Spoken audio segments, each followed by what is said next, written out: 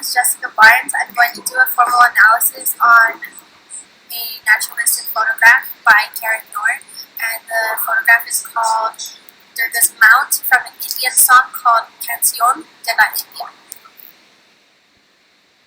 So to start off, this photograph has several different lines: horizontal, vertical, hard, implied, actual, and curved. The horizontal lines create distractions, while the vertical lines tend to call to attention. The hard lines are presented here since they are rigid and defined strokes. The implied lines are not necessarily there, however, we can make up a line that is there. Actual line is just a line that exists. The curved lines suggest fluidity and movement. Also, there are organic and geometric shapes present.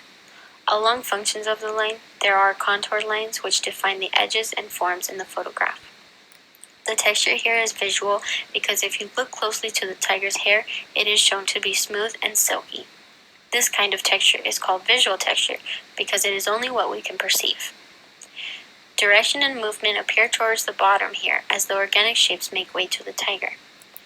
This is called implied movement since the organic shapes are being repeated, showing a walking movement. Our eyes follow what is called directional forces, which in this photograph, it is the organic shapes making directional forces towards the tiger. The tiger creates a figure-ground relationship by making up positive space and the floor makes up negative space.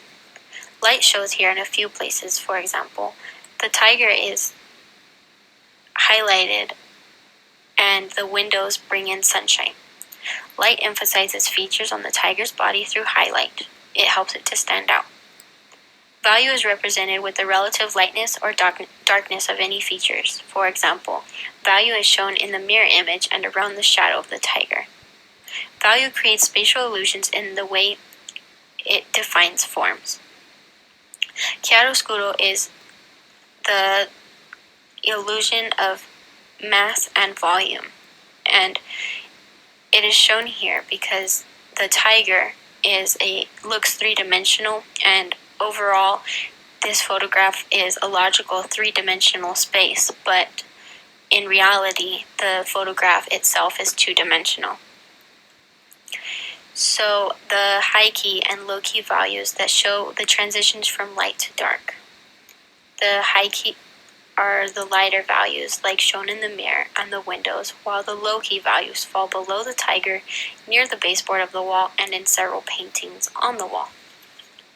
This photo uses primary colors like yellow, red, and blue, the secondary colors like violet, orange, and green. The tertiary colors used are bluish green and blue-violet. The neutrals used are black, white, and brown, and the neutrals are not counted as hues. The hue in this photo create both a cold and warm temperature by using blues, greens, and violets for cool colors and yellow, orange, and red for the warm colors. This shows a sense of space by using foreground, middle ground, and background, as well as overlapping of the figures that gives perception of depth on the two-dimensional photo. There is unity, variety, and scale and proportion in this photo. Unity are the geometric shapes. The variety is the tiger because he's an organic shape in the middle of the picture. Scale and proportion. Overall, this has scale and proportion because in the room the tiger looks not too big and not too small, and the proportion by himself, he has the right size body and legs. This photo is asymmetrical because if you were to cut it in half, both halves would not be identical.